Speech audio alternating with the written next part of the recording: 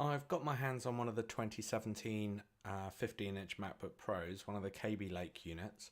So I thought it would be interesting just to run through the kind of performance that I'm seeing. Now, I did have one of the 2016 Skylake units. So there's a video on my channel which kind of takes you through the performance of that unit. I'll link to that in the video as well, if you want to compare the two. But this is a 2017 unit, so let's have a look and see which one it is.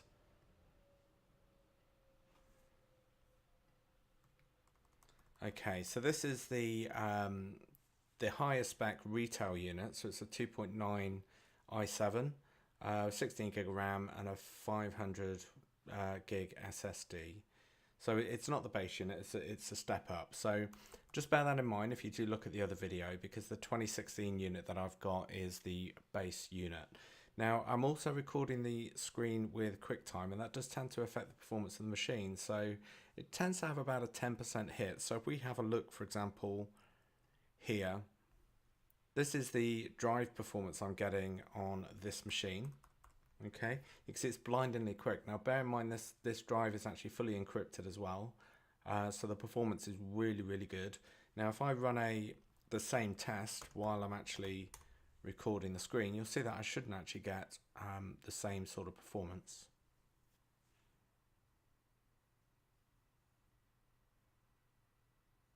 There you go. You can see I am getting a bit of a performance hit when doing this. So just bear that in mind when I take you through the performance. So just looking at that drive performance there, for example, that's from the 2017 unit. What we can do is just have a look at the 2016 unit as well. Now, there's not a massive difference between the two. I will say that the write speeds, as you can see in the figures here, do seem to be higher, and they seem to be consistently higher as well. I had noticed that before I ran the benchmark, so I don't know how consistent that is between the two, but my perception is that the 2017 is certainly quicker on the writes. Same if we look at the Geekbench results. I've got those down here as well. Okay, so on the left we have the 2016 unit, which was the 2.6 gigahertz, I think it was. Yeah, there it was. And on the right we've got the new unit, which is the 2.9 gigahertz i7. So it's quite a significant difference between the two. And the one thing I will say is that I didn't think that the jump up from the Retina 2015 unit that I had to the 2016 unit felt like a massive jump. I didn't really notice a performance increase as such. I did notice, if I ran things like video encoding, that, it knocked a couple of minutes off it, but in general day-to-day use, I didn't really feel any difference between the two. Now, with the 2017 unit, I have actually noticed that it does feel a lot quicker than even my 2016 touch bar. Now, I don't know whether that's down to the build, but it certainly feels a lot faster than my previous Gen 1. Now, it seems to be borne out by the benchmarks as well. So let's have a look at some of the real world performance. Now, this machine's freshly booted, so nothing should be cached. Hopefully we'll do everything from clean. So just give an idea of, starting up Office apps, for example. If we just start Word there. There we go, we've got Excel. We can even fire up things like PowerPoint. Let's have a look.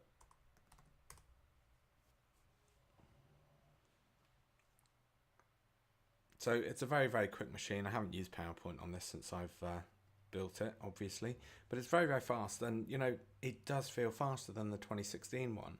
Now, what's also interesting is what we can do around the Windows integration as well. So I always run a Windows session that I use for my hived off work stuff. So I've got various different clients, so I'll have different Windows environments that's specific to their setups. So it'd be useful just to have a look and see what that performance is like. So I use Parallels. There's Fusion. There's a couple of other things that are available, but I've got a Windows 10 machine, which is my normal environment. That's kind of my everyday operating thing for my Windows app. So let's fire that up, and you can see what the performance is like.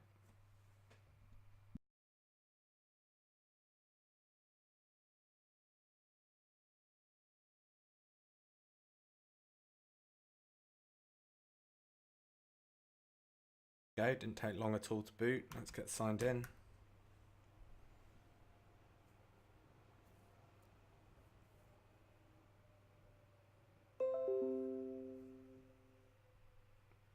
And there we go, it's ready to go. Now, of course, we can fire up the Office apps within here as well, so you can see the performance there. There's Excel. Let's fire up Visio as well. And also PowerPoint.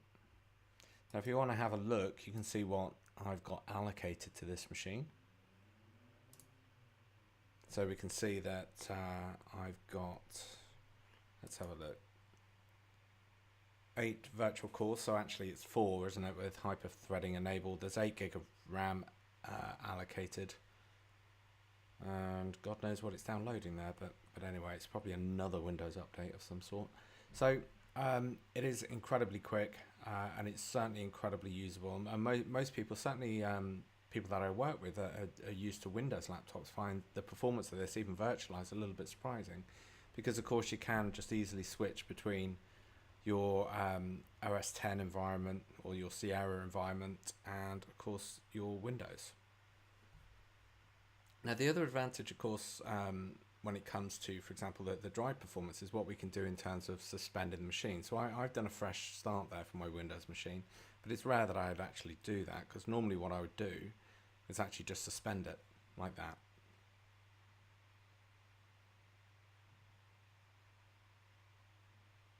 There we go, it's done. Now, of course, we can quit out of Parallels. Now, of course, when we go to actually restart that machine, starting it up becomes far quicker. So we're just taking out suspension there.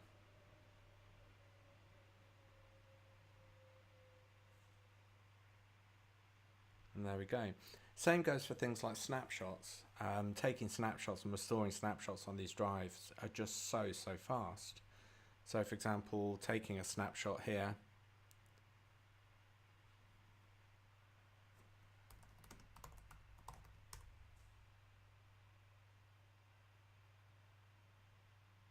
there we go, it's done. So let's just fire up a couple of apps.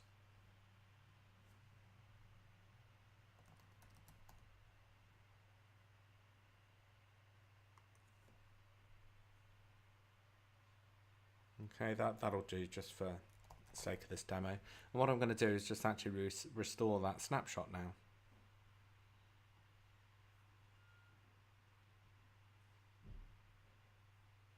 I'm going to say yeah.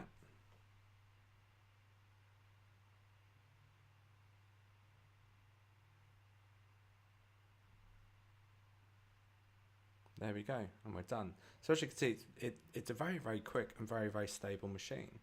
So in terms of the 2016 video, I mentioned a couple of things around sporadic battery life.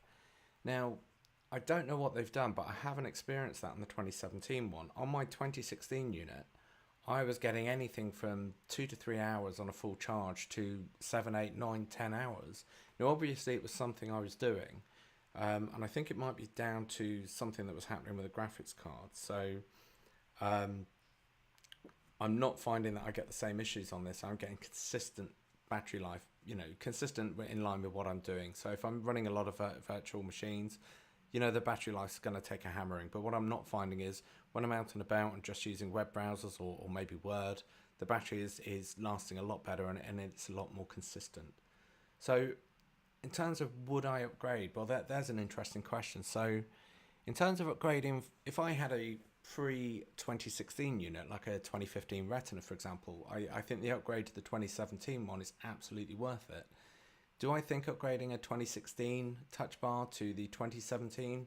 Probably not. I did it because it didn't really cost me much to do that upgrade and because I wanted one of the new ones. But really, there's no key driver to do that. But if you have one of the pre-Touch Bar units, I think the upgrade to the 2017 one is far better and perhaps even a little bit more value for money than the 2016 one. I'm certainly liking this laptop a lot more than I did the 2016 unit in terms of outright performance, and of course it's fixed a couple of those weird oddities I had around battery life. Anyway, it's only going to be a short video just to show you what the performance is like on this unit. Yeah, any questions, or if you want me to try anything in particular, then feel free to get in touch in the comments and I'll see what I can do for you.